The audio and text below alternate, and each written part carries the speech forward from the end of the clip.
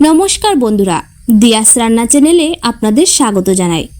বন্ধুরা, আমি আজ খুব সহজ পদ্ধতিতে জাপানি পুঁটি মাছের ঝোল রান্না করব। ভিডিওটি পুরো দেখবেন, ভালো লাগলে একটি লাইক করবেন। প্রথমে আমি মাছগুলিকে নুন হলুদ দিয়ে ভালো করে মাখিয়ে নিলাম। তারপর একটি কড়াইতে তেল দিয়ে দিলাম।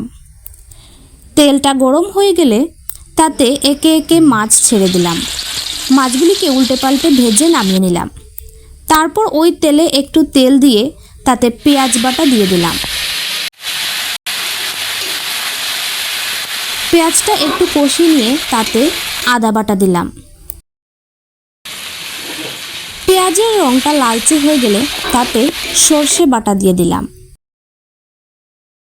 তারপর গুঁড়ো মরিচ ও একটু হলুদ দিয়ে কষিয়ে নিলাম। তারপর পরিমাণ মতো নুন দিয়ে দিলাম। নুন দিয়ে কিছু সময় নাড়াচাড়া করে নিলাম। মশলা থেকে তেল ছেড়ে দিলে পরিমাণ মতো জল দিয়ে দিলাম। ঝোলটা ফুটে উঠলে তাতে একে একে মাছগুলি দিয়ে দেব। মাছগুলি দিয়ে একটু নাড়াচাড়া করে তাতে চেরা কাঁচা লঙ্কা দিয়ে দেব। তারপর কিছু সময় ফুটিয়ে নিলেই রেডি জাপানি পুঁটি মাছের ঝোল।